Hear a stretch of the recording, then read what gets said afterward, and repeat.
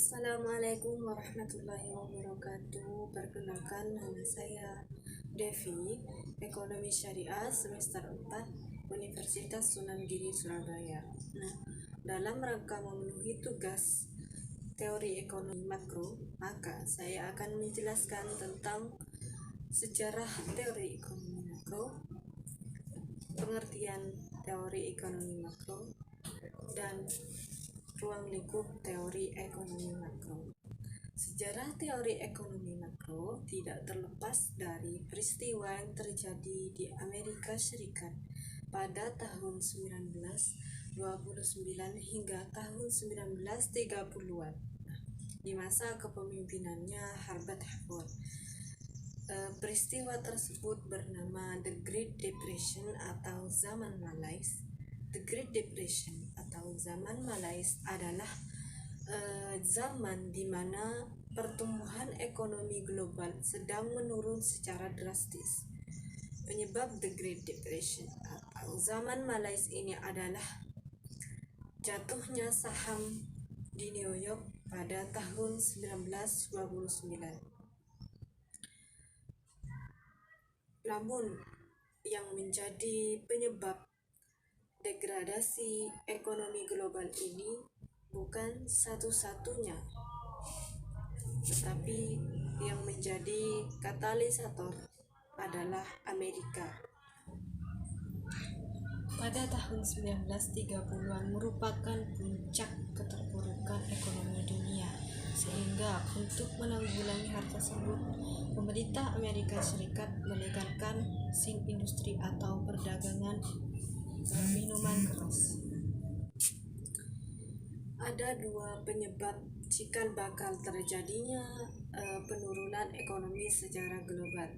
Yang pertama, aliran pemikiran dari postulat Keynesian yang menyatakan bahwa pengeluaran agregat yang lebih rendah akan membuat pendapatan yang lebih rendah dan pengangguran yang lebih rendah, merupakan sebuah skenario ekonomi yang tidak berkelanjutan. Yang kedua, sikap monetaris menandai depresi besar, krisis perbankan yang menyebabkan sepertiga Bank Amerika menghilang dalam semalam. Peristiwa depresi besar merupakan peristiwa yang paling buruk terjadi dibandingkan dengan peristiwa-peristiwa yang terjadi baru-baru ini. Dampak dari peristiwa depresi besar ini adalah semakin meningkatnya presentasi pengangguran. Peristiwa yang terjadi selama abad ke-20 ini merupakan peristiwa paling buruk yang dialami dalam dunia perekonomian. Sejarah teori ekonomi makro muncul pada saat The Great Depression. Sebelum terjadinya The Great Depression, ini yang digunakan adalah teori ekonomi klasik. Namun, teori ekonomi klasik tidak mampu menyelesaikan permasalahan yang terjadi. Kemudian muncullah teori ekonomi makro. Tokoh John Maynard Keynes merupakan salah satu tokoh penting dalam sejarah teori ekonomi makro pada tahun 1936. Keynes dengan teorinya yang menjelaskan tentang ketenaga kerjaan, bunga, dan uang. Peristiwa yang terjadi di masanya membuat Keynes membuat suatu teori yang menjelaskan tentang kebingungan tersebut. Keynes mengutarakan pendapatnya tentang ketenaga kerjaan yang dipaparkan oleh teori ekonomi klasik. Menurut Keynes, tingkat tenaga kerja tidak dipengaruhi oleh upah dan bunga, namun sebaliknya, tingkat tenaga kerja dipengaruhi oleh permintaan untuk output. Teori ekonomi makro mulai mendapat pengaruh besar setelah Perang Dunia Kedua pada tahun 1950-an. Kebijakan pemerintah sebagai pengambil kebijakan meyakini bahwa peran elemen pemerintahan dapat mempengaruhi perekonomian. Seperti yang disampaikan oleh Keynes, bahwa intervensi pemerintah dalam perekonomian dapat meningkatkan output dan kesempatan kerja. Selanjutnya adalah pengertian teori ekonomi makro.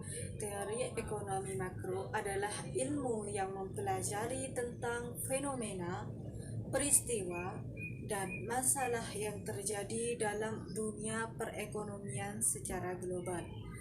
Teori ekonomi makro juga mempelajari mekanisme pengembangan pasar suatu negara secara menyeluruh. Namun ada dua ciri khas disiplin teori ekonomi makro. Yang pertama, teori ekonomi makro mempelajari sebab akibat dari fluktuan siklus bisnis. Nah, yang kedua, mempelajari tentang penentu atau faktor penentu pertumbuhan ekonomi secara panjang.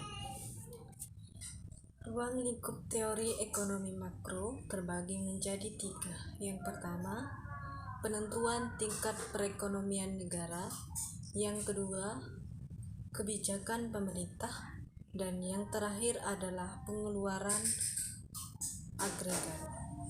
Penentuan tingkat perkembangan ekonomi suatu negara. Dalam analisis ini akan dijelaskan tentang sejauh mana suatu negara dapat menghasilkan suatu produk atau layanan.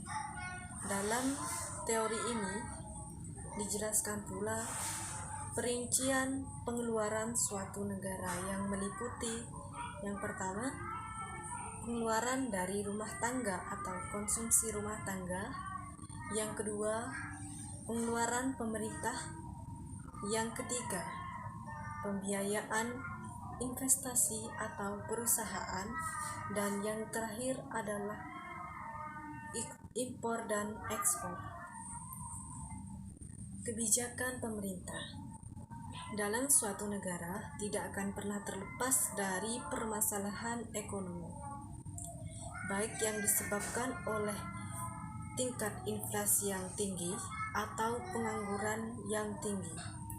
Maka pemerintah harus mengambil kebijakan untuk menanggulangi permasalahan yang terjadi, baik kebijakan moneter atau kebijakan fiskal. Yang terakhir adalah pengeluaran agregat.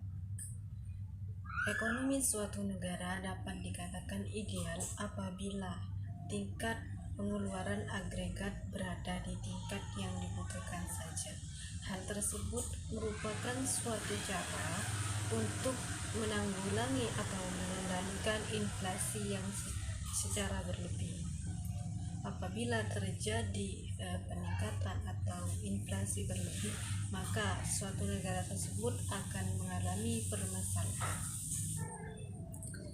Sejarah teori ekonomi makro tidak terlepas dari sejarah ekonomi klasik, di mana saat ini teori ekonomi makro semakin tenar di tengah resesi, juga semakin berkembang seiring dengan perjalanannya waktu. Semakin banyak pula teori-teori yang ditawarkan oleh ilmuwan-ilmuwan di luar sana tentang ekonomi. Ada teori ekonomi makro, juga ada teori ekonomi mikro. Perkembangan teori ekonomi makro ini tidak terlepas dari sejarah-sejarah yang terjadi di masa lalu, sehingga ilmuwan-ilmuwan mengembangkan pemikirannya untuk bagaimana caranya menghasilkan sebuah teori-teori yang dapat memecahkan suatu problem atau permasalahan dalam dunia perekonomian. Demikian presentasi yang dapat saya sampaikan mengenai sejarah teori ekonomi makro, pengertian ekonomi makro, dan ruang lingkup ekonomi makro. Kurang lebihnya saya mohon maaf. Wallahul muwaffiq ila aqwamit thoriq. Wassalamualaikum warahmatullahi wabarakatuh.